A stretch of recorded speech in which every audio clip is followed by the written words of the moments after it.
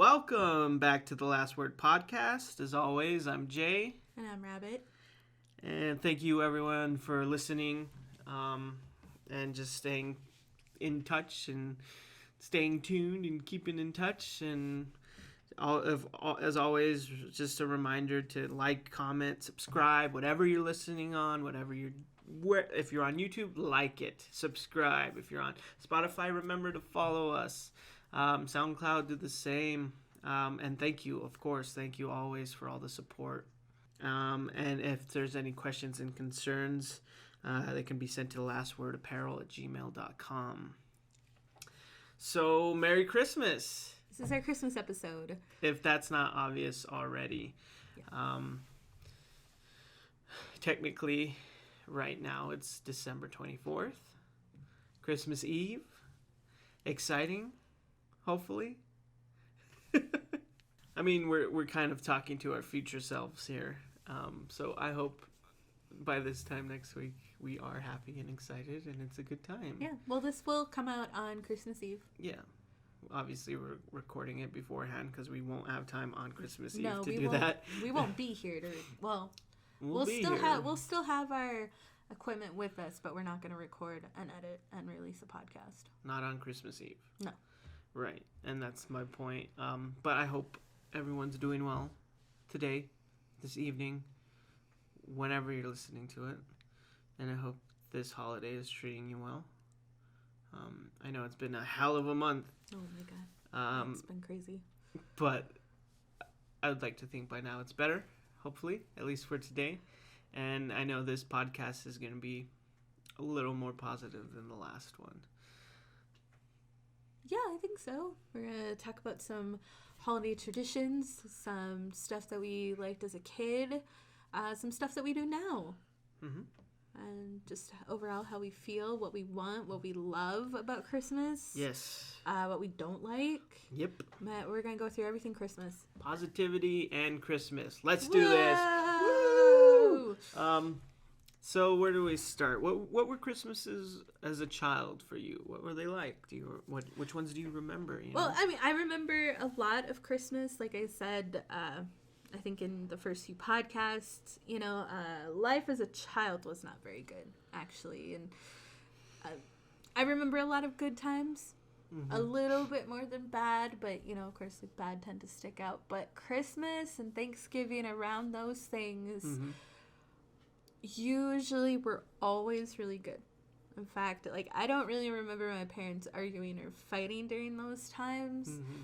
And they always really tried to give me and my brother the best, holiday possible. Yeah, I think I remember in the Thanksgiving podcast you mentioning that at least during this time of year, everyone stopped fighting. Yeah. And, stopped being terrible. Yeah.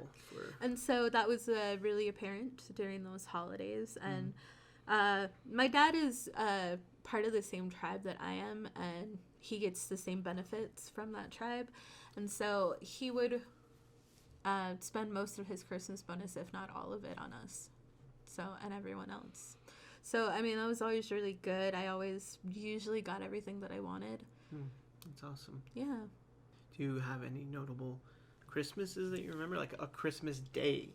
You know what I mean? I mean, not that I, completely remember. I mean, I have little moments. My parents always used to, or not always, but filmed a lot of the Christmases and different holidays that went on during the year. And we had, for the longest time, we had video of them back when video was still on tape. Yeah, home videos. Yeah, home movies. We used to have a lot of those. And I remember actually,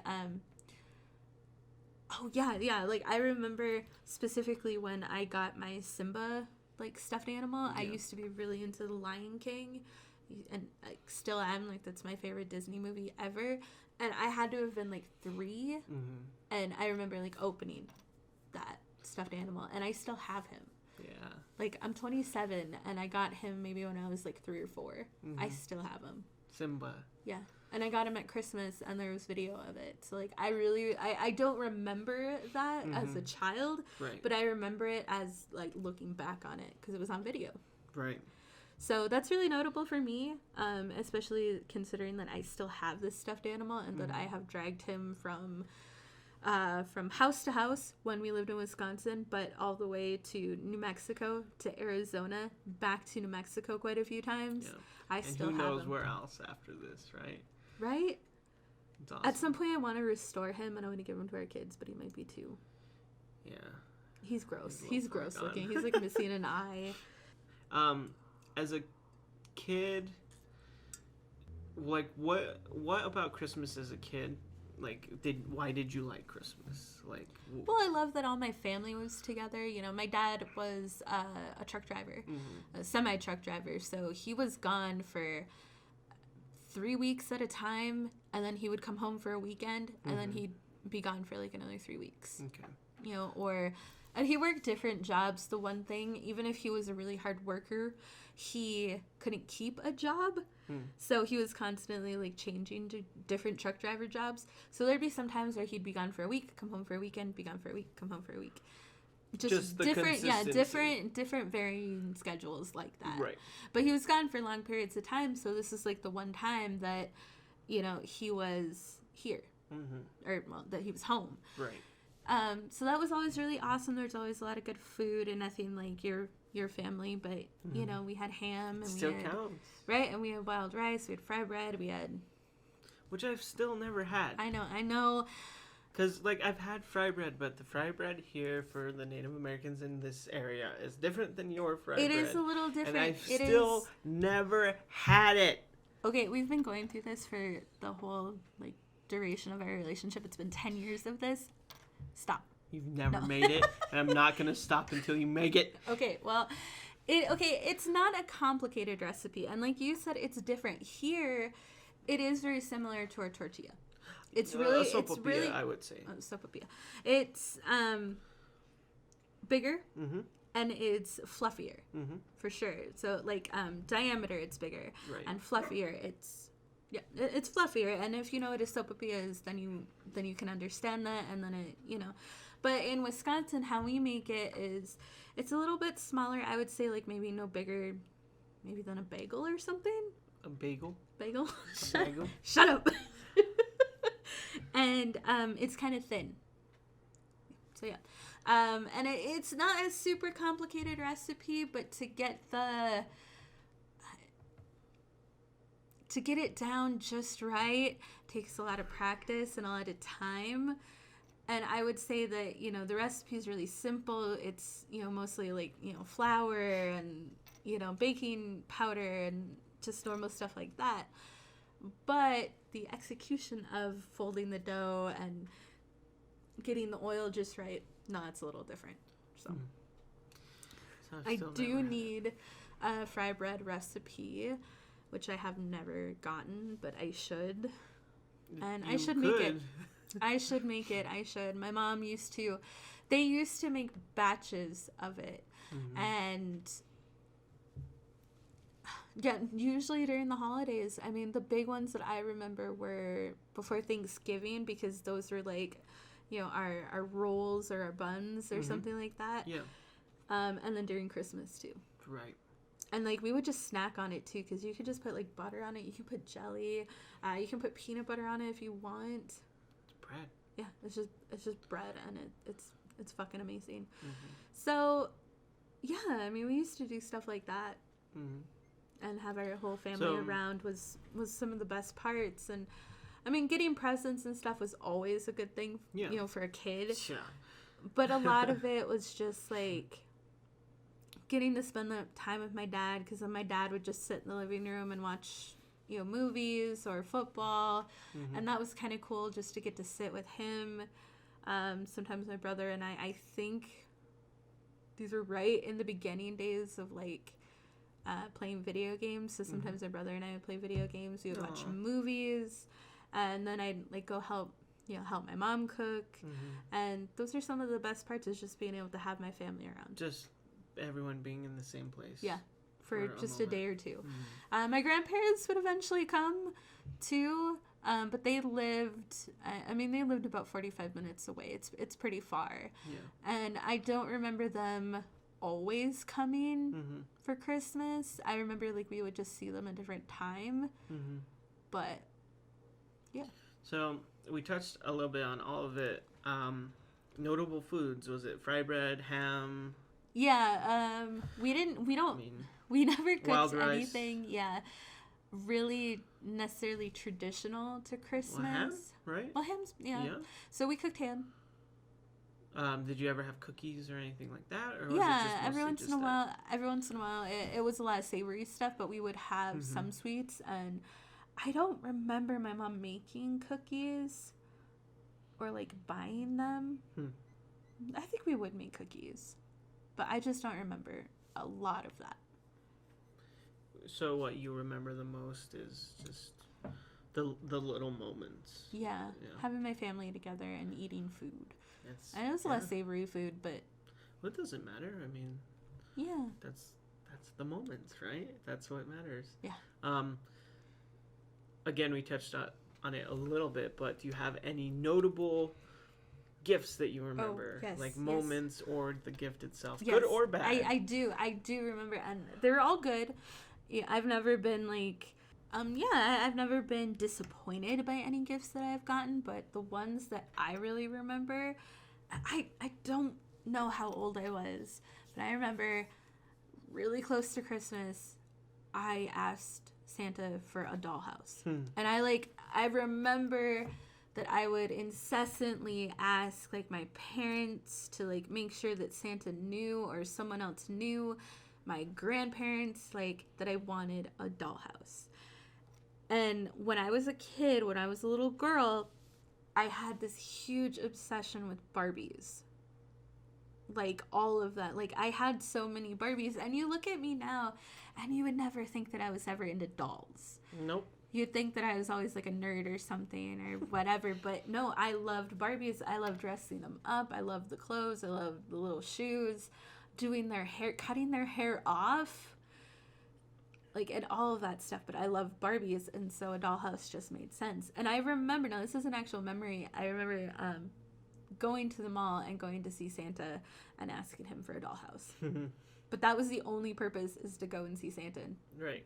Now, I never wrote letters. You were on a mission. Yeah, I was on a mission to get this dollhouse. And you know what? I fucking got it. I got the dollhouse. And I remember, I think I remember what it looked like. It was pink. It had white, like, paneling and, like, a roof. And then I think it had, like, a purple bottom or something. So if, like, you could look back in, like, the 90s or something, you could probably find this dollhouse still. Probably. But, like, I put stickers all over it. I drew all over it. I fucking love that thing. It was yours. It was mine. Mm-hmm. Yeah. Well, what was... Do you remember the moment or like no, the morning and that's the or thing is anything like that? and I don't remember. And I wish I did. I just know that I fucking got it, and I love that fucking dollhouse. Well, that's awesome. Yeah. You remember all the work you put in, and then you know you got it. and Which, then, that's great. right? Because most kids, you know, when they build up a gift like that and then it doesn't happen, then they like stop believing in Santa. Yeah. Well, let's talk about Santa a little bit. You obviously believed in Santa. I believe. What was that like for you? How do you feel about it now? Was Santa always a good thing? It was kind of like a magical thing, and at the time, like, I was a kid, so I, you know, played pretend. I had imaginary friends. Well, I still have imaginary friends. They're just in my head now. Just kidding. I'm just kidding, guys. No, but yeah, so, like, I always had, like, you know, ideas of magic, and of course, like, I grew up on Disney movies, so it's, like, talking animals and, you know, the princess having a little magical companion. Like, that wasn't too far from me, and so my parents built it up. There is even points where, like, I could swear I heard reindeer, like, on my house. You probably did. You never know. And all of that stuff, whenever I ask questions, like, well, we don't have, like, a chimney or anything. Like, we don't have a fireplace. How does Santa get in here? And, you know, they would come up with some way to explain it. Be like, he just comes in the door or something. You're right. He's magic, dummy. Yeah, pretty much. And I was just like, okay, yeah, that makes sense. But how did the reindeer fly? Magic. Yeah. Yeah. So, I mean, I don't know. It seemed totally real to me. And as I grew up, I mean, eventually I found out that Santa, quote, doesn't exist. Mm-hmm. So, you know, I found that How out. did you find out? Or did you just one day just kind of grow out of it? I remember, I think I walked, like, in, because I used to, like, sleepwalk, and I used to, like, get up in the middle of the night. I was never, like, a completely sound sleeper. Mm-hmm. And I think I just remember, like, watching, like, my dad eat the cookies or something. Oh, you saw it happen. I think so. Or, like... Were you at the age where you were old enough to where it wasn't, like, a thing? Or was it... Yeah, like, it wasn't heartbreaking. Mm-hmm. But then I also think that part of that is, because I don't think I ever told my parents that I saw it. I think part of it, too, yeah, I just kind of grew out of it. But, you know, like, I never grew out of the idea of that magic. Mm-hmm. That, you know, it's possible. Yeah. You know, so it's like I kind of, in that way, like, I grew up, but I didn't. Yeah. You know, but I did see them. And I think, like, maybe I saw them putting the presents out or something, too. So many kids and grown-ups now have similar stories to that. Some have, like, devastating, like, Santa's not real stories, but some have just, like, a little thing where... I think even Javi does, where like he saw like a present somewhere and then he opened it on Christmas, like, oh, you know what I mean? So like everyone has that little like story where like they saw their parents or they, you know what I mean? Yeah. Eventually, for me, there was never a moment like that for me where Santa wasn't real. Really? I just eventually I guess grew out of it as people do. So okay, so like, did you used to write Santa letters? I wrote them, not all the time. I remember one notable one, and that might have been the only one I wrote. Really? Mm-hmm. Yeah, I just wrote, it was like almost Christmas, and I was just like, oh, I'm going to write a letter. And I don't even know if I asked for anything. I was just talking, and I asked like a couple questions. And then like I drew, you were logical about it. Yeah, and then I drew like pictures like of him and the reindeer.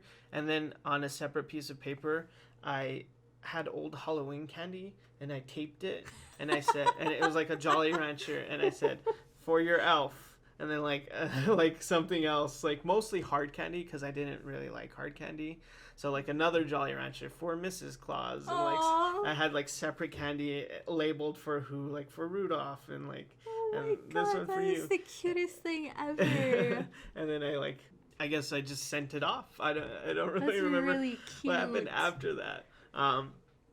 Yeah, so Santa was definitely always a thing for me. I guess the point where, when I think about it now, where I stopped, like, I don't want to say stopped believing, but where it didn't have to be a thing, was when I started forgetting to put cookies in milk out. Aww. Like, when that stopped being a thing, then, like, Santa as a whole kind of, you know, it did. But before that, you know, every Christmas, cookies and milk. You know what I mean? Yep. And when I'd wake up in the morning and some cookies were gone and there was a bite left in one, it's like, this, you son of a bitch, you're real. You know what I mean? Right? Like, that's so real for a kid. It wasn't like, holy shit, he's fucking real. This is it. This is proof. Like, what else do you need? Yeah, exactly. This is proof. And that's, like, with my thing now. We grew up in the middle of nowhere, so, like, in the woods. And, you know, in Wisconsin, during Christmas, there's usually, like, a foot of snow outside, if not 2. It's, like 30 degrees, like, below 30 degrees, if not, like, you know, like, it's cold, it's winter, it's snowing, it has snowed. So, like, it's totally obvious that there are just sounds outside and, like, on our roof, like, the snow falling or whatever. But, yeah, that was for me that there's proof that in the middle of the night, like, and I heard, like, what I thought were reindeer, you know, it's like, so to me, that was proof enough. Right, exactly. So little moments like that. And up until that point, I mean, Santa was always a thing for me. Always. And, like, I grew up fortunate enough, like, we had a chimney. You know what I mean? You it was guys like, have the perfect, like, Christmas living room. Exactly. So that added to it. You know, he's coming down the chimney because we have a fucking chimney. Yeah, and it's made out of old brick, and we had our stockings up just exactly picture perfect like Christmas. You know and you guys have a real tree. Cut down a real tree with lights, and it was just exactly like how Christmas should be, you know.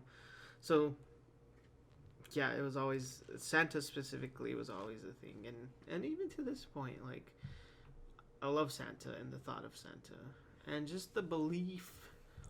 Well, We is watched important. that. We watched the documentary I Am Santa Claus. His name is Mick Foley. Mick Foley, otherwise known as Mankind or Dude Love from the WWE wrestling, but Mick Foley. He has an awesome documentary where he it follows him. It follows a couple of other men that are Santa Claus. That's what they do professionally. That's what they do every year. And this is like his journey to becoming Santa Claus. So getting to play it for himself, and it talks about all his like love for Christmas and everything Christmas, and it's amazing. So since we watched that, now every time we go to a mall, a shopping center, whatever, we go and we look at the Santa Clauses because we look for good Santa Clauses. And I think it was either last year or the year before, we were stalking Santa so bad that he stopped and he waved at us. Yeah. Because we were like hiding. We're just standing outside the area to see Santa, and we're just staring at him for the just, longest looking, time. And we'd keep coming back and forth because we don't want to be creepy because we're not staring at the children. We're trying to look at Santa. And he like stopped, and I'm pretty sure he saw us and he waved at us. Yeah. So, I was like, okay, all right, like, we saw you, we're leaving. But we look for his beard, we look for his suit. And because there's parts in that documentary where, you know, he goes and, like, meets other Santas, and he gives him tips on what makes a good Santa Claus. Real beard. Even down to how you smell. You have to have a good Santa suit, all of that stuff. Can't smell bad. Yeah, all kinds of stuff.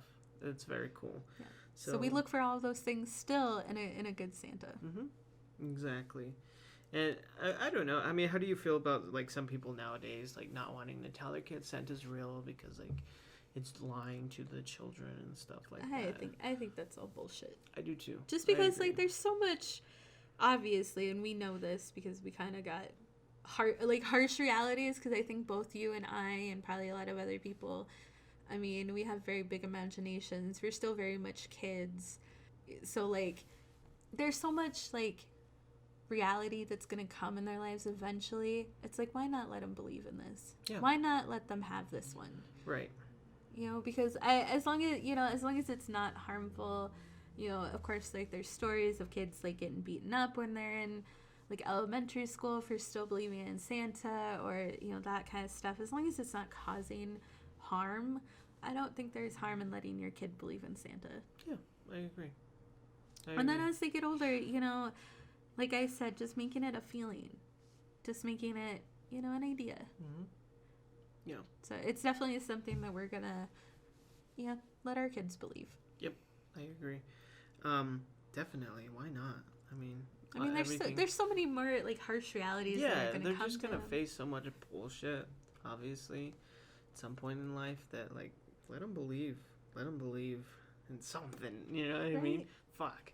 And how do you feel about, like, people, like, religious people specifically, like, not liking Santa? Like, the reason for the season is Jesus, you know what I mean? Okay, first of all, my family are those people. Right. So, first-hand account. My grandpa didn't You ever notice that Santa sounds a lot like Satan? He wears a red suit. Why are you doing an accent? Because it is that accent. That's true. It is that accent. There's no way it's not that accent. That's true. People be like, that's a stereotype, blah, blah, blah. It's like, fuck you. It's funny because it's that accent. It sounds like a combination between, like, a Midwestern accent and a Southern accent, which is, again, still perfect. I'm touching on all bases here.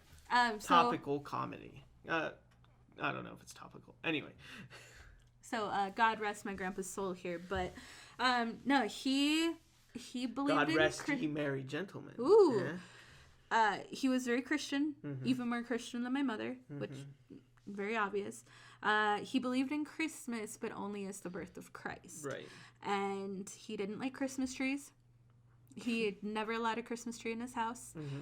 He did not believe in Santa, and he was very stern on it. And yeah, he thought Santa was the devil. Right. Of course. So I don't understand how my mom was able to raise me with that. Right. Jesus is the reason for the season. Right. And in reality, it's more than likely, and I believe that Jesus wasn't even born in the month Well, of yeah. December. I mean, if you break it down, more than likely he wasn't born in the month of December, and definitely not born on December 25th. No. So that's not true. Also, he was black, so that's so deal with that. Or at least he was a person of color. At least, yeah. He was not white. He was not white. So he was also not handsome, and I would like to touch on this one for a moment. He was not handsome, and in every picture you ever see, he's very handsome. Very handsome, yeah. So none of that's true. Christmas itself is not. I mean, it is now. It has been turned into a religious holiday, but it's actually not a religious holiday at all. No, and actually, for me, believing in the things that I do, Yule is much more. The traditions that we celebrate, such as having and decorating a tree, you know, things like that. The idea of feasting, all of that gifts. Stuff is, you know, Wiccan and pagan holidays. Yeah, exactly. You know, which is not Christian. No, not at all. Which is probably why it was turned into Christian. Right? And is much, much older than Christianity. Yeah.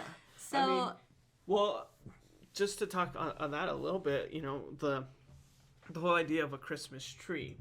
I mean, it essentially started back when it was Wiccan or pagan. They would cut down a whole tree in like the forest, cut it down, light it on fire, have a huge bonfire, and feast. Oh my God. I didn't know that. Wow.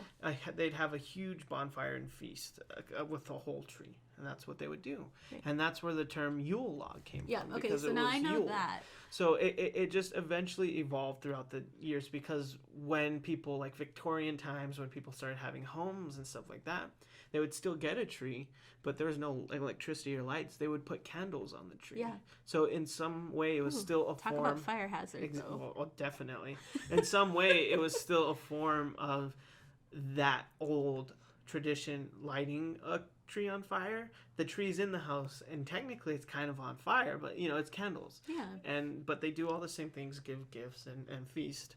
And then eventually from there, you know, obviously electricity, we get fake trees or real trees still, but we put lights on them. But it still signifies the burning of a tree. Yep. And Yule log. Yep. Yule obviously being the old holiday. And from there, it turning into like a Yule log was a thing, and I guess still could be, but it's a special log you put in the fire. Yeah. And like you save it from like the previous year or something like that, and then like you start over with another one. So I mean, no, first of all, I think that most people who say those things are kind of full of shit, and they need to do some more research on their holidays. And yeah, I mean, I think someone has said it, and of course, like on Facebook or articles, wherever, you know, there are so many more holidays going on in the month of December and I think early January. You know, I mean, I'm trying to think of them all right now, but I can't. Like Hanukkah, Kwanzaa, all that stuff, and they're not Christian holidays. Yeah. You know, so yeah, because there's a whole debate, and my mom again is this person where she will say Merry Christmas is an insult to people, and it's just like, which is so ironic, because like Merry Christmas is supposed to be the opposite. Yeah, it's like a greeting. It's for cheer. It's for joy. Yeah, but I'm gonna use this as an insult. Well, yeah, because she believes again, and she's Christ. Exactly, and she's one of those people who thinks that her holiday is the only holiday that's going on, the only one that's important. I mean, I don't mind saying Merry Christmas because you and I celebrate Christmas, but. You know, there's nothing wrong with saying happy holidays. Yeah. Because there is multiple holidays going on in the month of December. Exactly. So, I don't know. Those people annoy me. My mother annoys me. And there's more than one holiday going on. It's just kind of, the whole thing's kind of ironic because, like, the whole idea of Christianity or religion in general is faith, right?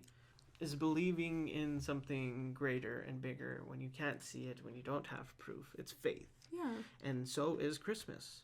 Yeah. And so is Santa Claus. And I think in some way they're almost threatened by Santa Claus. Because when you think about it, Santa Claus is a lot like Jesus. You know what I mean? They can make miracles and they can, like, anything that Santa Claus can do, they would say Jesus can do.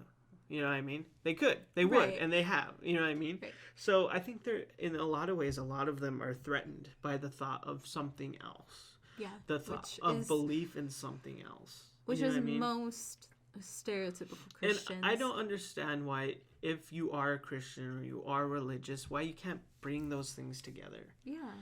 You know what I mean? Why can't Santa Claus be the epitome of all wonderful things, and then why is that a bad thing? You know what I mean? Yeah, and then why can't that be some form of faith, and like it all be something? You know what I mean? It just doesn't make sense.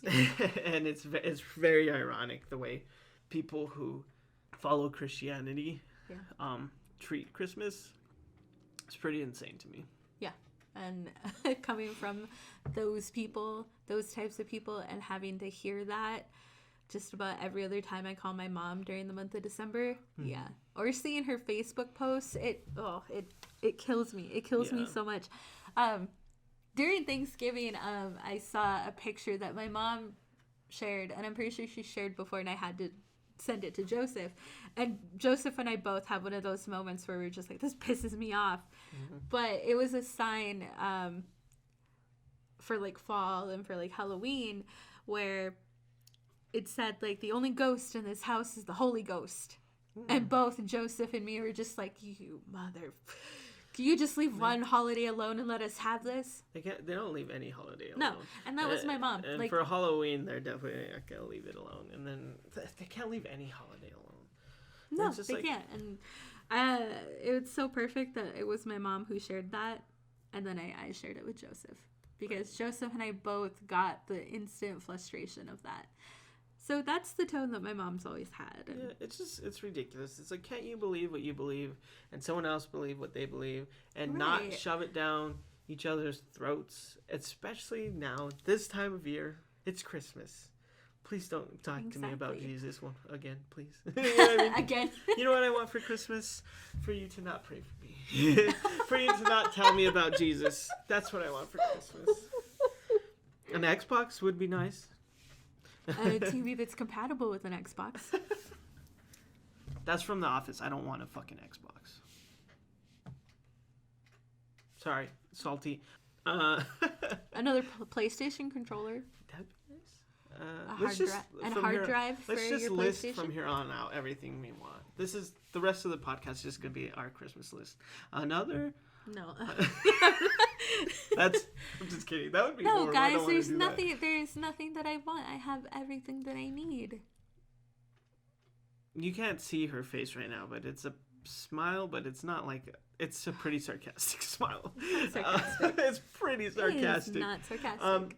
But let's backpedal a lot. Just a little bit. No, a lot. Was there any more notable Christmas gifts that you got when you were a kid? Well, let's start with Christmas for me, because we haven't even talked about that. Okay, go. That's why I'm saying let's backpedal a lot. Christmas for me, as I already kind of touched on, was pretty amazing. It was almost every good childhood memory I have is from Christmas, and a lot of like things that are important in my life now are things that were introduced to me during Christmas. So Christmas was always a good memory. We had, I think, for a lot of holidays, whether it's with family or a significant other, whatever, or just friends, traditions are important. And that's what makes them meaningful and memorable. So from the beginning, start listening Christmas music Thanksgiving Day. Yes. And then from there, we cut down a tree. We all go out and cut down a tree. Sometimes it would be just me and my dad, but we'd go cut down a tree. So you murder a tree. Yeah. You bring it back into your home. Mm-hmm. Bring it in, put them up, and then typically that day we brought the tree home is the day we decorate too. Yeah. So we'd put on the lights. My mom would be outside decorating outside. And then me and my brother would put up the ornaments and stuff like that. And then at some point, my dad would put on the lights outside too. So that was always a big thing. School during that time almost being done was always exciting because I didn't do shit in the last couple of days. Exactly. I don't know what kid did. Maybe some kid was like like super nerdy even in 3rd grade, and they're like, I have to do this work. But there was a point where from like 3rd grade to now, where I just check out. You know what I mean? Like, fuck it. It's almost Christmas. I'm not doing anything. So that was always exciting. And then, I guess eventually Christmas would come along, or, we'd tell Santa what we wanted. Not every year we'd see Santa, just some years. But it was never a thing I wanted to do. And I think at some point when I was really little, he scared me. So I was like, it was never like I needed to see Santa. I always knew he just knew. You know what I mean? Or my parents would tell him or something. And then eventually it would come. Christmas Eve would be like on colder winters. We'd have like a fire, and we'd get to open one gift on Christmas Eve. Yeah. Just one. And then on Christmas morning, we can open all of them. But that's what we do. Just hang out and eat and watch stuff and open a gift. That night, my brother and I would always build a fort in his room, like a blanket fort, to hide out and like wait for Santa for Christmas morning. And every year it got more complicated, like the fort itself. And then we'd have plans every year. Like I remember one year my brother tried to he like tied spoons to a string and like tried to put it in the hallway, so like if Santa came through, like we would know, like it would make noise. Yeah. And so he did that. And then another year, it was just like planned out. He would like set his alarm like early too. Like I feel so bad for my parents, because it would be like 6 a.m, like early, like as early as possible, to the point where my parents started saying, you guys can't get up until the sun is out, like, because there'd be which nights, is still only like 7 a.m. yeah, but at least before that was like 5:30, 6:30 in the morning, you know what I mean, like early, like too early. And he would set his alarm, and we would have our socks ready, like to put on, and our slippers ready, and just, you guys are adorable. Yeah. And then we just wait. Me and my brother would pick out a present and wait, because my mom would go make coffee, and then eventually they would come in, and then we'd just open gifts. Yeah. And that was always fun. As a kid, it was more fun, of course. You know what I mean? Right. And exciting, because sometimes I didn't know what I was getting. Like I would have a list, like this is my Christmas list.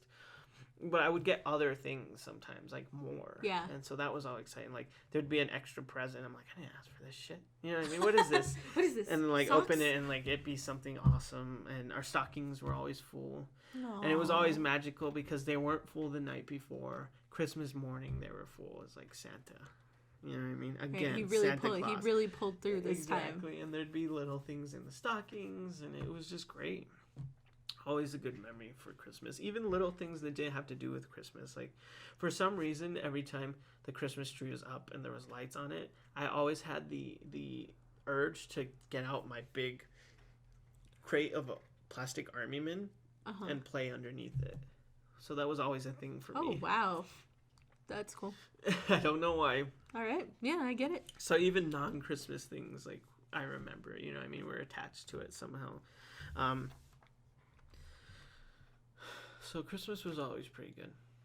It starts changing as you get older, and especially at this point, as old as we are now. Like, I hate to say it, but there was a point there, and maybe it'll be a little different now because my parents are retired, so they have more time. But there was a point there, like, they really stopped doing a lot of those traditions that were very important. You know what I mean? Like, it was weird because it's like they would give gifts still. But I was like, I would have no gifts as long as we still did the traditions. Yeah. You know what I mean? But that's what stopped. And then what was more important was like, here's things.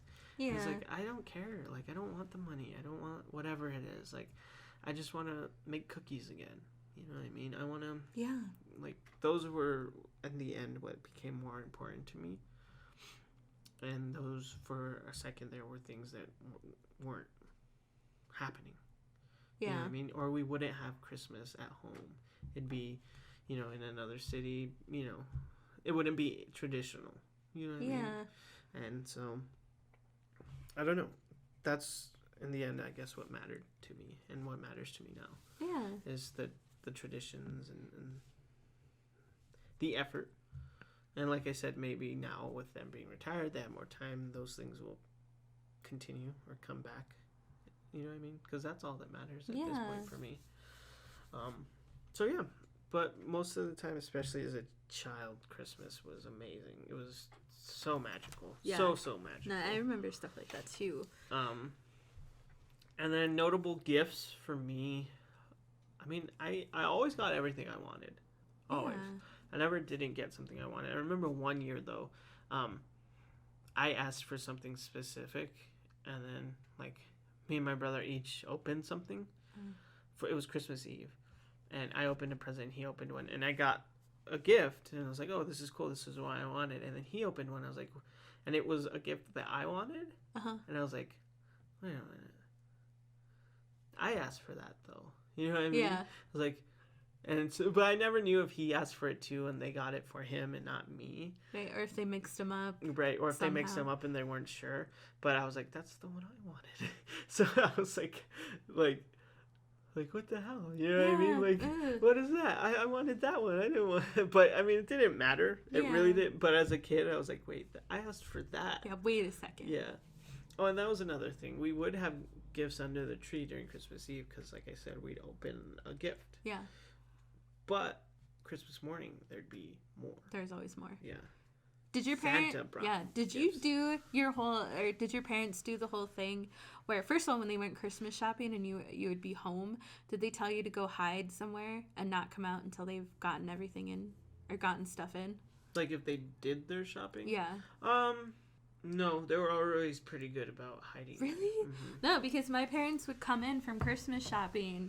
Or, like shopping. there was things like don't look in that bag. Yeah. Or stay away from these bags. But they would yell, or they would one of them would come up, be like, "Hey, Rachel, go to your room, go to the bathroom. Don't come out until we tell you to." And then they'd go hide everything in their room.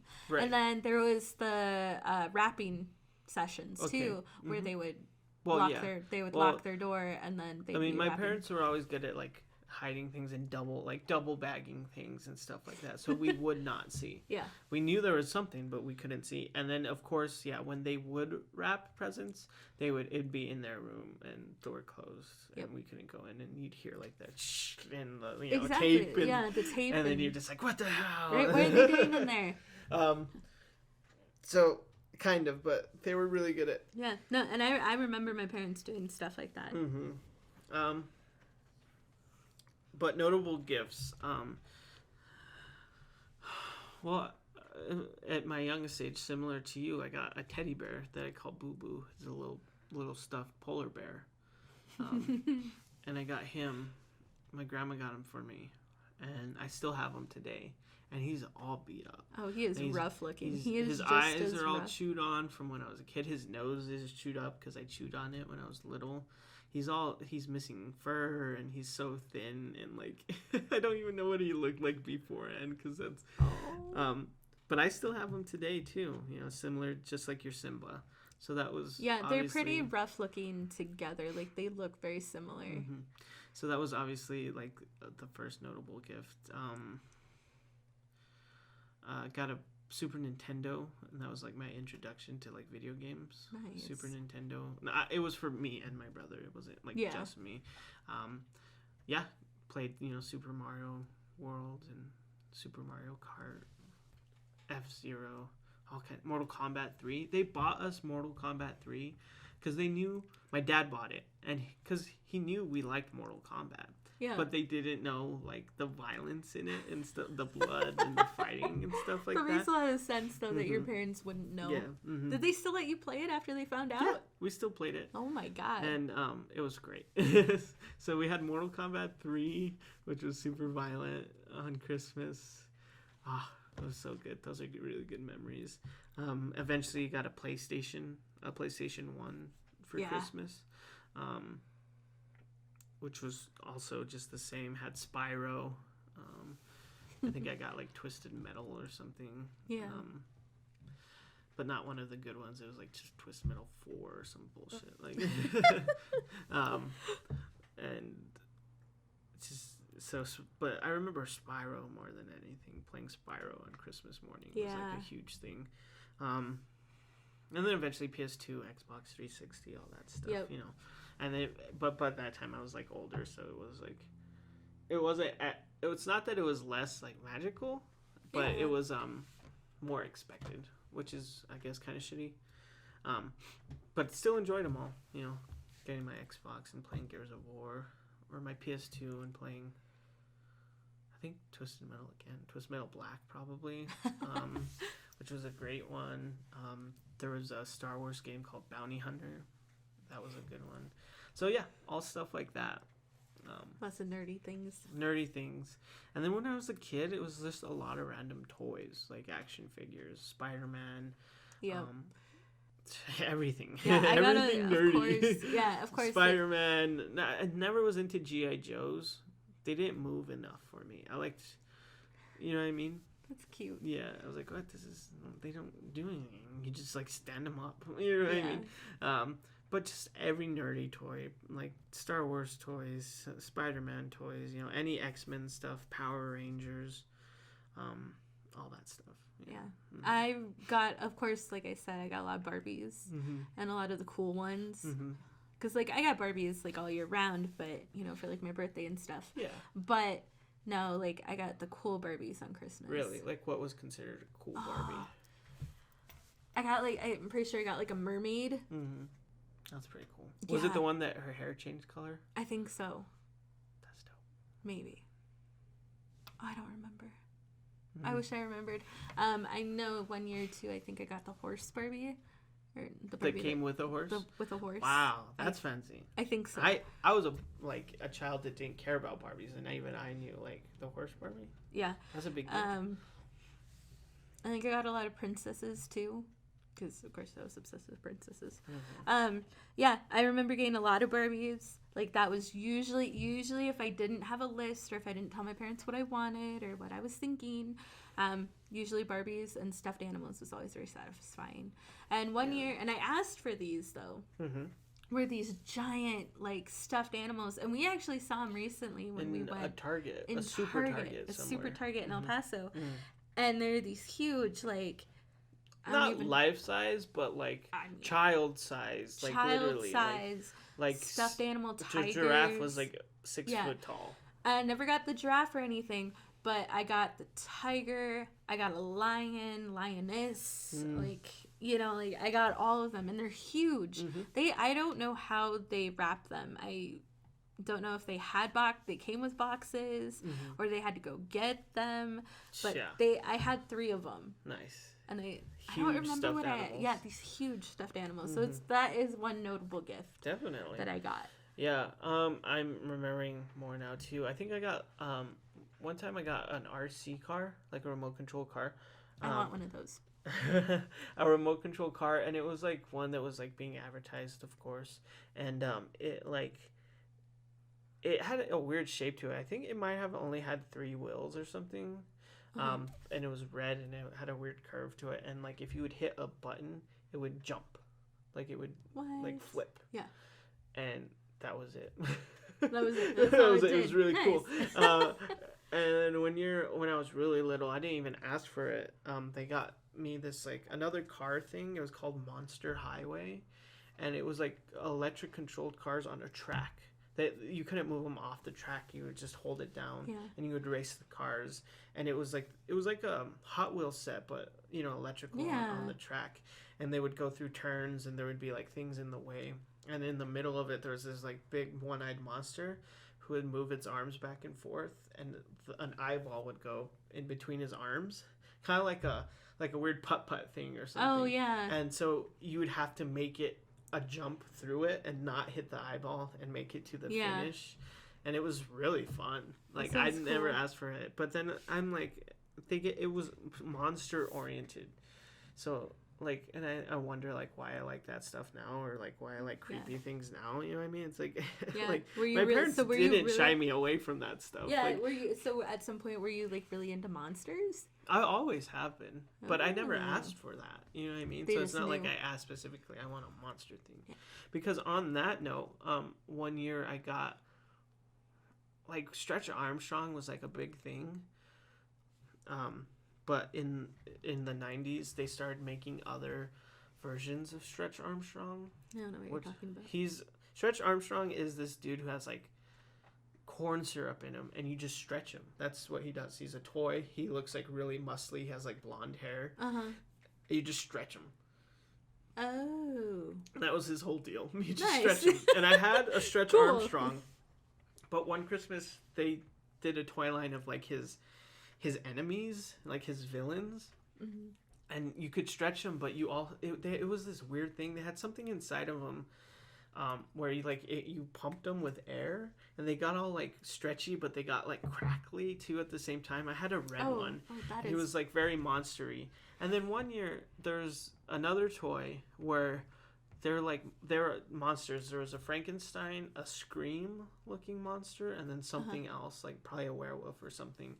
And you can like stretch their arms or like squeeze them or like punch them, and they would react to it. They would go like ow, or oh really? ah. Oh my god. And the one I had, if you squeezed his head, like a big like jelly like filled, not jelly filled, but like a stress ball would pop out of his mouth, and it would be all red and like gross. Nice. And so that's cool. I guess I've always been interested in that stuff because I had that as a toy too. Oh, your parents knew you so well. I guess so. I got a lot of movies, a lot of Disney movies too. Movies are always Land Before cool. Time. Oh my god. I don't remember. I probably got the Pokemon movie. I got the Grinch one year. I got Mortal Kombat the movie for Christmas once. That was great. But I got the Grinch movie, and this is still when they were on, what are they called, VCR? And I did not stop watching it. I had so many VCR. I watched it like VHS a million times. VHS. My parents got sick of it at some point because I wanted to watch this like movie so many times, and to this day, 27 years old, The Grinch is still my favorite movie. The one with Jim Carrey. Not the cartoon version. The cartoon version freaks me out. Right. I'm scared of it. So yeah, I got a thing called a Gooey Louie, which was like, it was kind of like a board game, kind of. You can play with friends. Anyway, it was a dude with a really big nose, plastic like profile head. Yeah. And you stuff his nose full of boogers, of fake boogers. And one of the boogers was tied to like a rubber band. So if you pulled it, his brain would shoot out of his head. Yeah, okay, I've seen this. So, and then when that happens, whoever has the most boogers wins. So that's all you do. You would pick his nose and get this slimy like booger until someone pulled it and his head popped off, or his brain popped out. So that was always a good one. So see, I was always turned towards these weird and like gross or like scary things, and that, I mean, hello, well, that makes so much sense. Yeah, exactly. So, that's notable gifts. We could probably keep talking, but I won't. Because we just spent so long just talking about gifts. So we we'll really move did. on. But, well, I mean, a couple too that I remember, or at least one. Okay, I guess we won't move on. No, two. Wait. I gotta say this. Okay, so modern day, when we're not children, the two that I remember the most, or maybe three, when I was a teenager, 5. right? A dozen, let's make it a baker's dozen. A baker's dozen. Shut up. Shut up. I love you. You're very Wisconsin for some reason today. Well, I mean, first of all, it's freezing in here. And it's I haven't... bringing you back home. Yeah. I feel it. I'm drinking tea. It's like being back home. Right. The only difference is now I need a ragged pair of shoes, some gloves, a hat, and smoking outside. Sneaking cigarettes outside at like 2 a.m. And this was when you were 8 years old. Yeah. I mean, I was pretty young. No. But I remember when I was a teenager, I had to have been like 16. I asked my mom for like a linen set. So like a set of like sheets and a blanket very, and like grown up thing. Right? But like I saw this really like beautiful red and black one, and of course like I was all about like dark and mysterious. Red and black. So she got it for me. It was so awesome, and I loved it. Like I put it on my bed right away. It was great. Nice. Yeah. That's cool. I think we had it even then up until we were together. And I wish I would have kept on, held on to that. But it came with a comforter and everything. I was so in love with it. I love that bed set. Nice. Like that was my favorite. I remember a couple gifts from you that made me cry. Which you, and this is, your mom has always said this. You and your dad are the perfect gift givers. That's right. Like, for some reason, both Listen of up, you... ladies. Right, both of you can attune perfectly to get someone the perfect like Christmas gift ever. So one of them, and this might have been the same year, around the same year, you gave me some of my old, what are they called? Senior photos that I never got to print off. We took them, didn't have the money. My mom wouldn't pay for them because she was going through a thing with me. And so years later, you actually called the woman who took them, ordered them, and got them shipped to me. Yeah, I mean, kind of like what you said, we had the money, and I even contributed to get them taken. But by the time it came to go and look at them and choose which ones we wanted printed, we didn't have the money for it. No one did. And your mom was all self-conscious about it and going through some other stuff. So she kind of made a scene in the room about being able to pay for them or not. She left in the middle of it. Yeah. And it was really sad. A really sad moment. Well, because I remember taking them, and I remember looking back on them, and the photos that we had chosen weren't the ones that she wanted and that she liked. And I'm like, these are my senior photos. These are, yeah. I don't know, like, we saw the artistic part of them. My mom only wanted, like, the really good-looking ones, the pristine ones, and the ones that we chose were a bit more artistic, and she wouldn't pay for them. Like, I believe she, at the time, had the money for them, but she wasn't going to pay for them. She wasn't going to pay for them because it wasn't exactly the one she wanted. Right. And so she left in the middle of it. Like, it wasn't... Like, they had this whole slideshow with, like, music playing, and it was, like, a thing, and she left in the middle of it. Yep, because we didn't choose the ones that she wanted, and just, she wouldn't pay for them if we didn't. It was just ridiculous, and she was acting so childish, and it was horrible. It was a horrible memory, and I didn't want to leave it as a horrible memory. So, years later, Well, yeah, because at that point, I would have been, 24? Yeah, so 5-6 years later. Yeah. Just by chance, I called and asked if, like, somehow they still had photos from back then, and they said that they actually keep all their photos, always. And so I was like, I would love to order some, and I did, and I surprised them. I surprised you with them that Christmas. Oh my God. I opened them up because you kept gifts from me. Now, we don't do this too much anymore because we need to be a little bit more financial, like, responsible, so we need to plan out what we're getting and make a plan for it so we can afford everything. But you didn't tell me that year no what you were doing. No idea. I knew you were getting me something, and I kept guessing, and I'm terrible. I always want to know what I'm getting before I open it. I'm the same way. I think we talked about it with movies. Yeah. Like, I need to read the ending to be surprised or to be excited or whatever. I know. I'm weird. Kind of messed up. It's okay. You didn't tell me. I opened it, and I'm pretty sure I started crying. You did start crying. I did. The third one was you got one of my favorite movies that I told you about, and I didn't even... It was just an offhand comment, like, a long time ago. You're like, oh, I love that movie. And then, yeah, I got it for you. Well, no, because there was a whole little story behind it, too. They used to air Dirty Dancing... What is it? Havana Nights. I love that guy. He was, like, one of my first crushes. Anyway, but, like, when I couldn't sleep, this whole insomnia thing has been going on since I was, like, 6. Should probably get that looked at. But... I don't know, like, I would get up, and I was a teenager, I would get up in the middle of the night and turn on TV, and my mom is a ridiculously heavy sleeper, and I would turn on the TV, and for some reason, whenever you watch, like, the guide channel, because that's what kind of TV we had, it was playing, so I would just leave it on the guide channel, and I would watch it, and, like, I remember it becoming one of my favorite movies, and, yeah, I told you that story once, and then that Christmas, that's, like, what you got me. Yep. Again, I started crying because you remembered. I'm good at remembering things, and that's why I think I'm so good at gifts. Because I remember things. But I also feel like I just have this weird intuition on what people like and stuff, usually. So. What would you get me for Christmas now? I can't say, because how do you know you're not going to get it? We've planned for this already. Dun, dun, dun.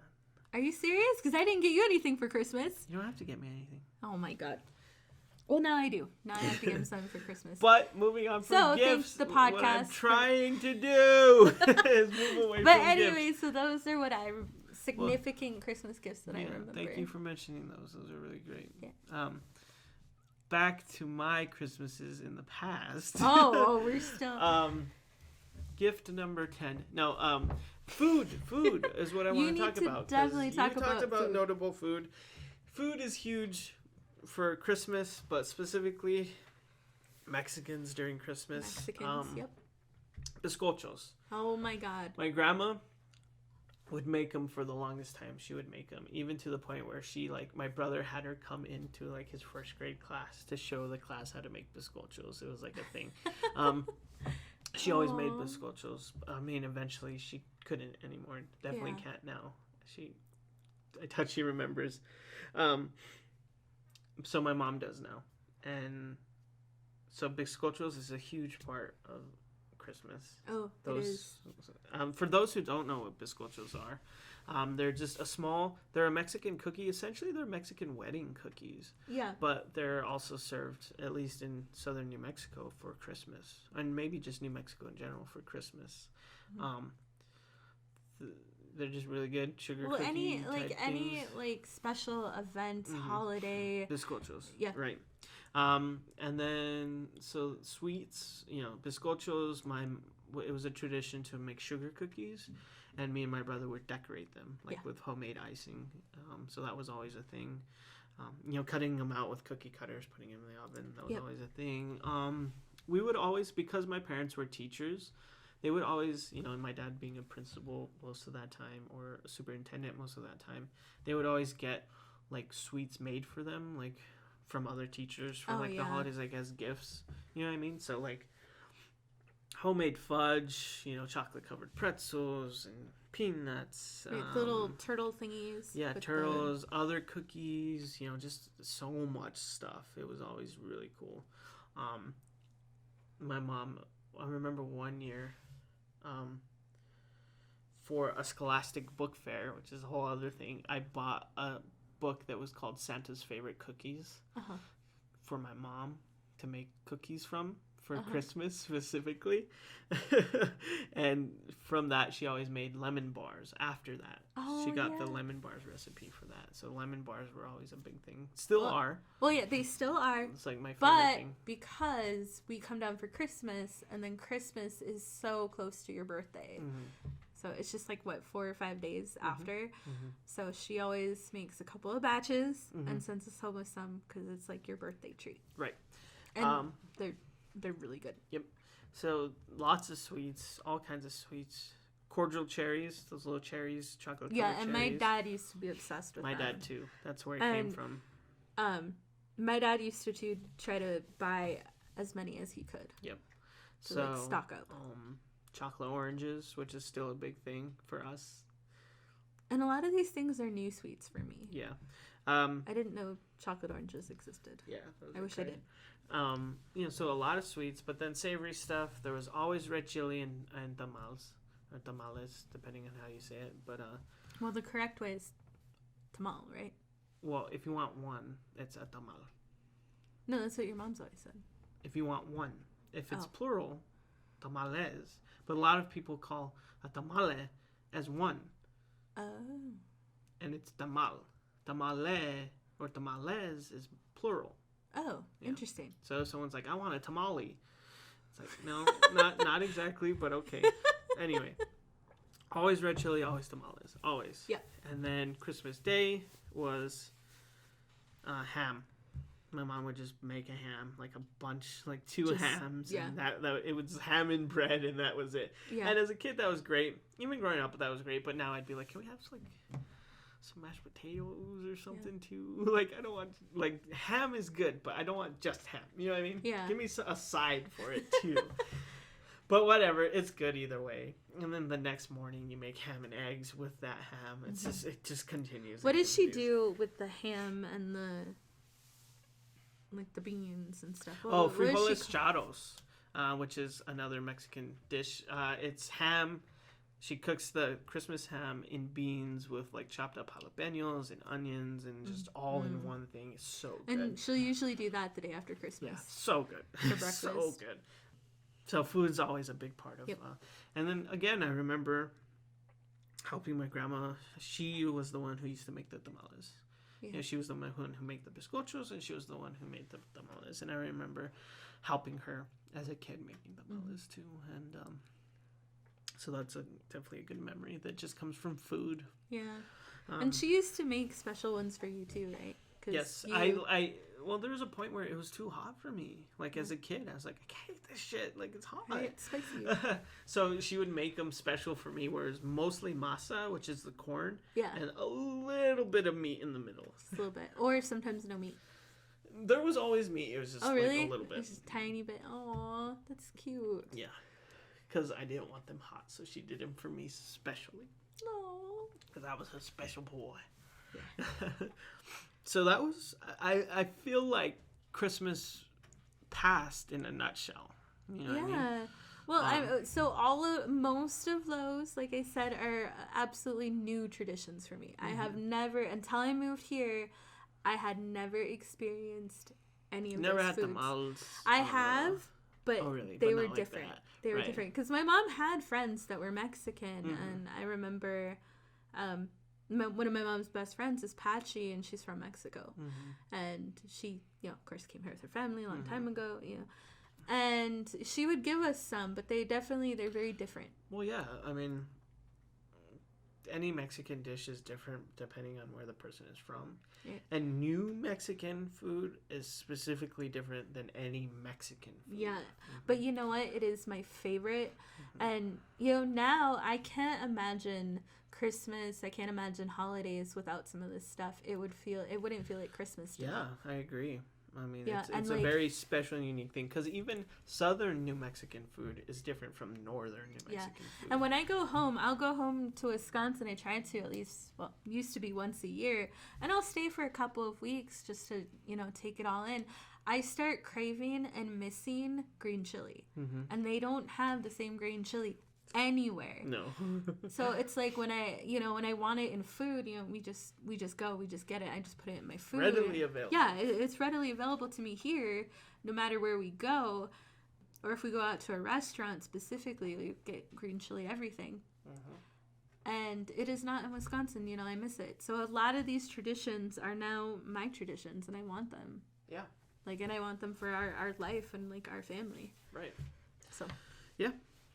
So that's food, and I think that's Christmas past in a nutshell. For both of us, more positive memories than anything. Yeah. And I don't remember too many things negative. In fact, well, we're not going to talk about it. No, because I don't remember any negative correlation with Christmas. Well, perfect, because that's not what we would do anyway. Well, except our car got stolen week before Christmas. Yours and mine and yours, ours cars got stolen a week before Christmas. But we got it back. Talk about we drove an accent. home, and we made it home. Yeah, but talk about an accent. Talk about an accent. So no, my point I'm trying to make is that we're not even going to associate anything negative with this. So that's it. That's Christmas past in a nutshell, and it was all very good. Yeah. So I think from here we should talk a little bit about Christmas present and a little bit about Christmas future, and leave it at that. The 3 Christmas ghosts. Exactly. On theme here, okay? So Christmas present, how are you feeling about Christmas now as an adult? And Christmas now as in tomorrow, Well, I love it because it still has all those same feelings.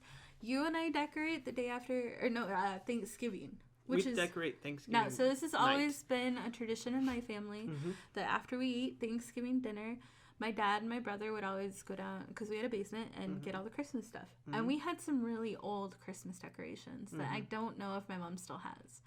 Probably not. Now, when she passes away, I want them. But If hopefully she has that's them. years. Hopefully that's years away. Right. Hopefully. No, just kidding. But yeah, so we now I bring that tradition to you, and we decorate Christmas, or We decorate Thanksgiving night after we get home. Now, if we're with family, we usually are decorating pretty late. Yeah. Because it'll get close to like this 10. year was like 11. Yeah. But we'll at least like bigger things. We try to put up the tree. This year we didn't get to it. We had to put it up the day after. But we'll put up the tree. We'll decorate it. We do all that stuff before November is even over. Yep. And that's something that we bring.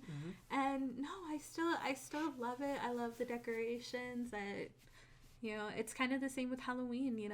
I love how everything looks. I love candy canes, all of it. Yeah, I agree. I first will say it's cool now to be in this to where like our traditions have like been brought together. So we take a little bit from each of us and do something. So that's great. Yeah. And then we have our own traditions too, so that's great too. We whether it's aside from family or anything else, you and I have our own traditions too, which is great. Watching Christmas movies. Similar to Halloween. We watch the Christmas movies. We watch the Christmas episodes of things because there's really good shows that have really good Christmas episodes. The Office, Bob's Burgers, Supernatural has really good Christmas episodes. They have like one Christmas episode, and it's really but good. It's it's great. There's more. We always Parks and Rec.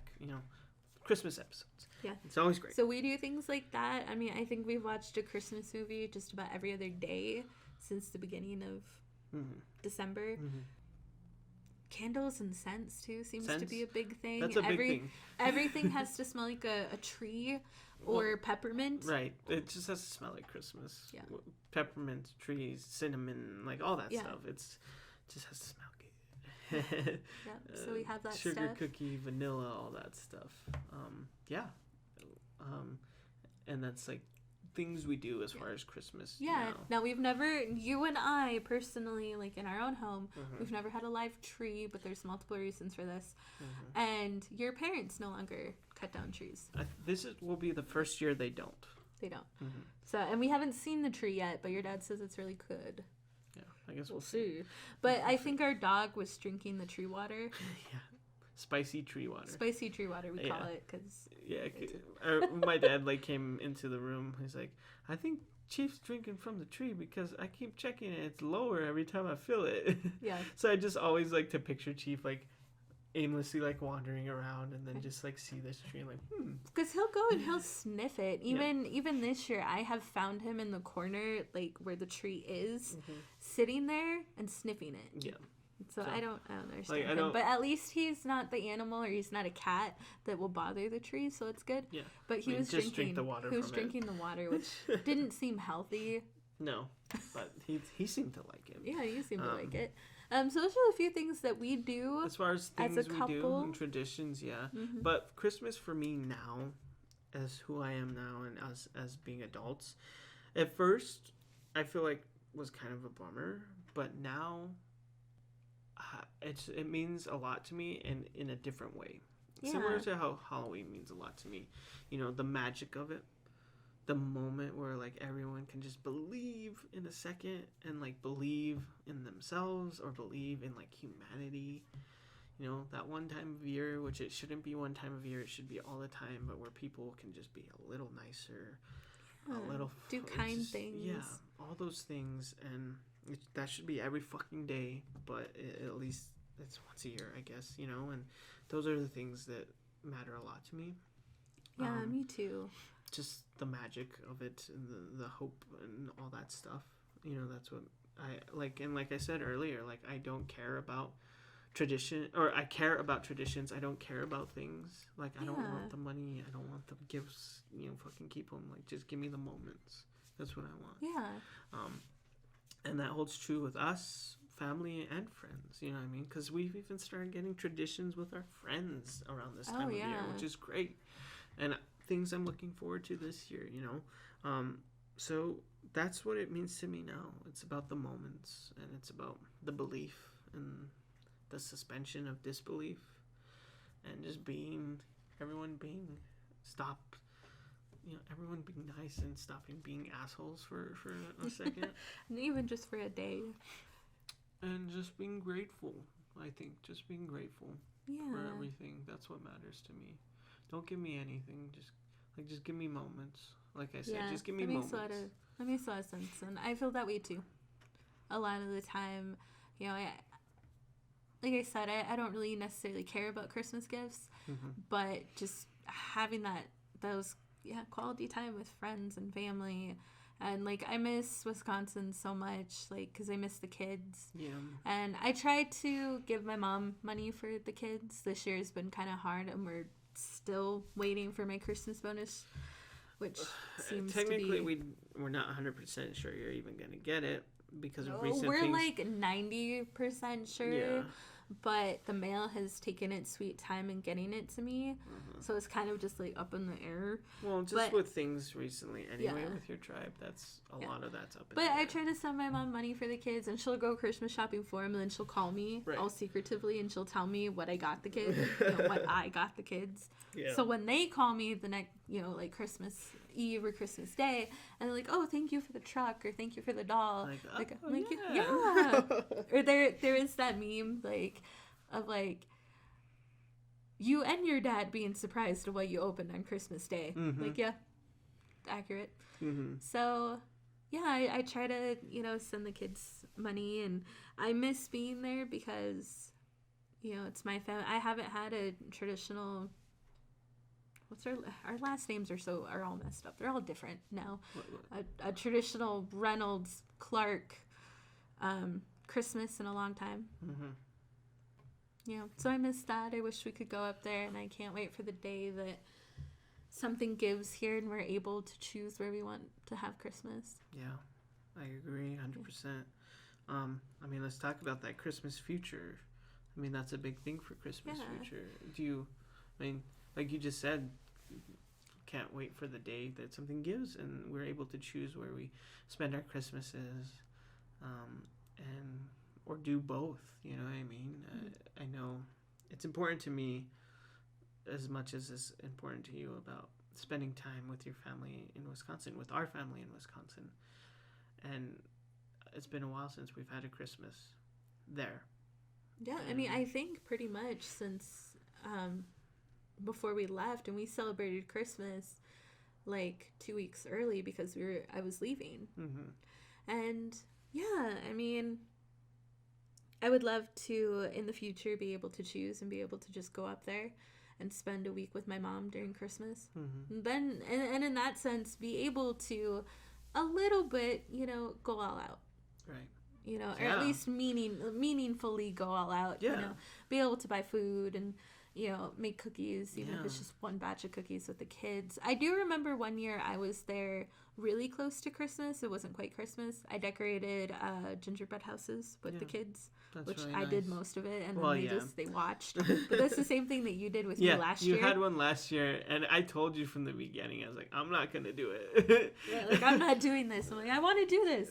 I want to build a gingerbread house. You can do it. I'm not going to do it. And then when you did it, I just sat at the table with you, and you just did all of it. And I was just there, color commentary the whole time. It was great. And I think even halfway, you're like, okay, fuck this. Like you did at some point. Like I did half of it, and I had no help. You're like, oh, this is good. So Christmas future, that would be a big thing, just to be able to have the freedom to do that. And the freedom to give. Yeah, just to be able to do those things with my family. That's like a realistic Christmas future, and I would say the same to you. And as far as realistic Christmas futures for me would be the same, like I literally just said, but also being able to get gifts for everyone.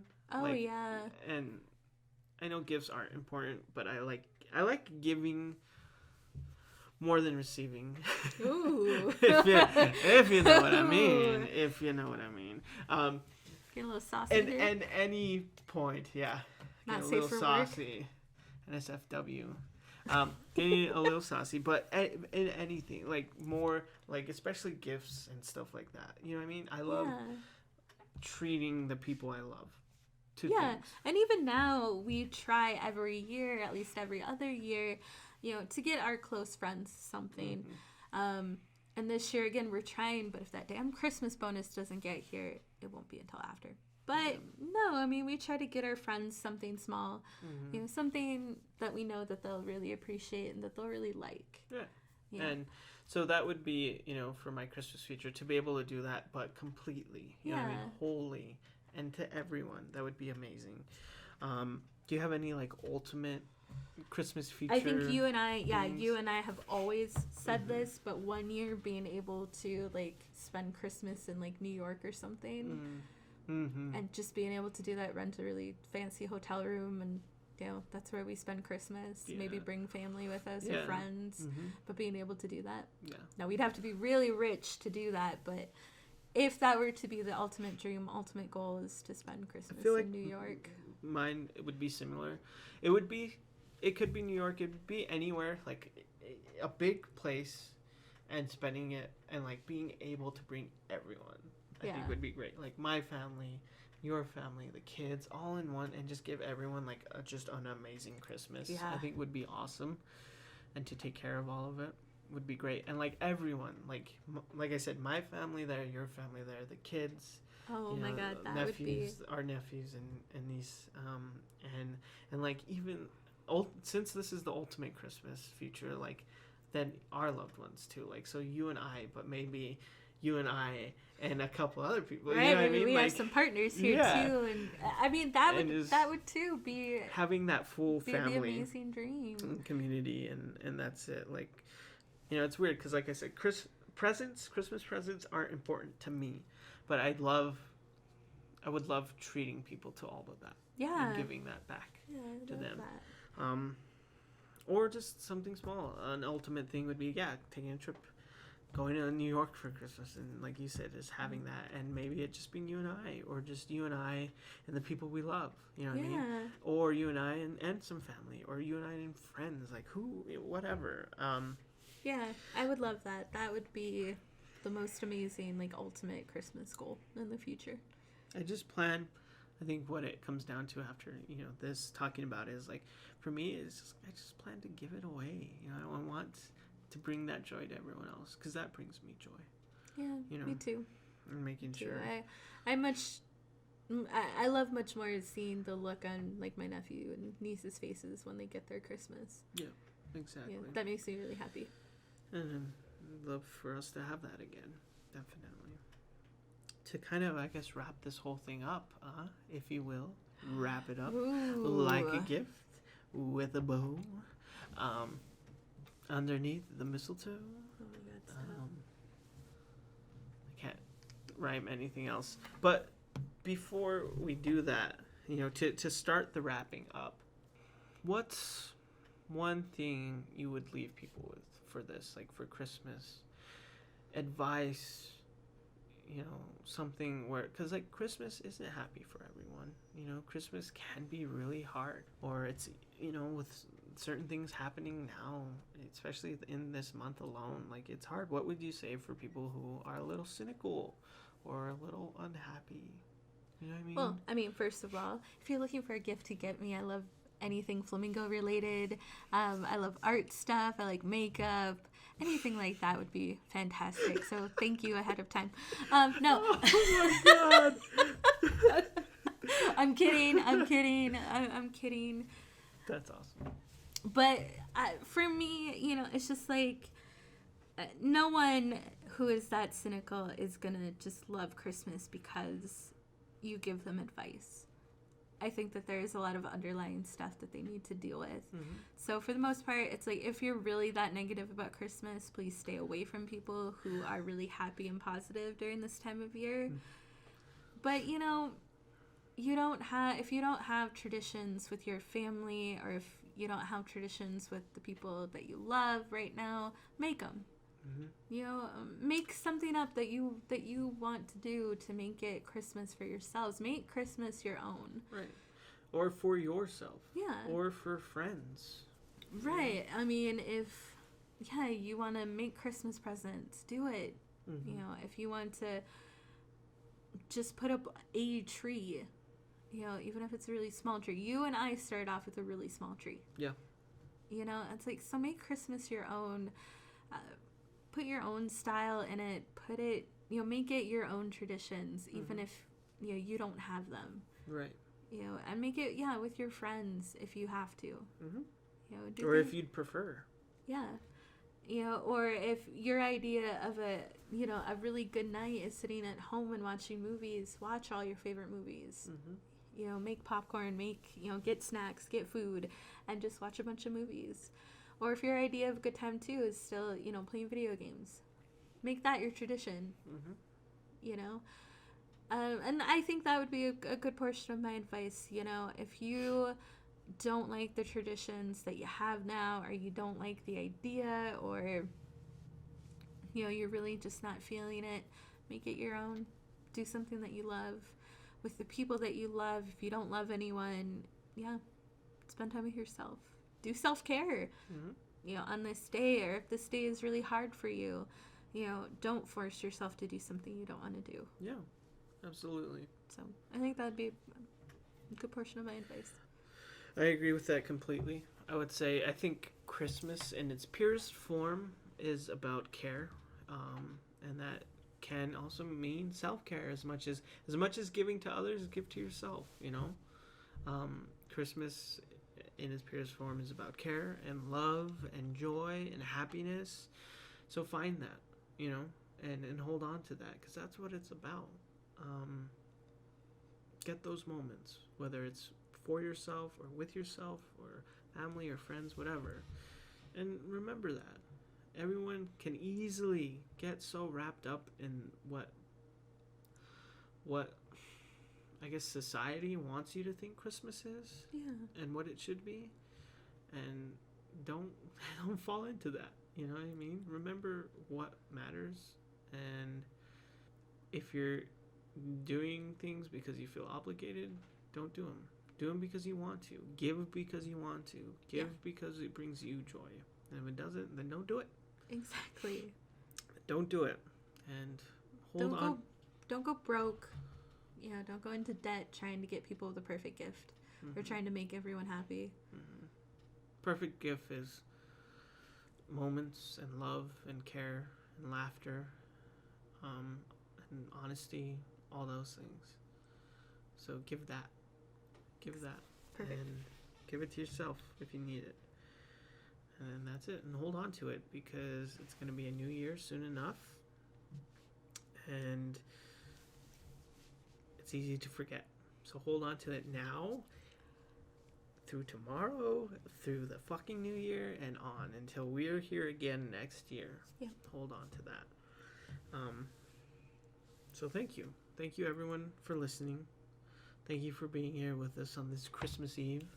I hope our soulful, soothing voices lulled you to sleep, and sugar plum fairies are dancing in your head.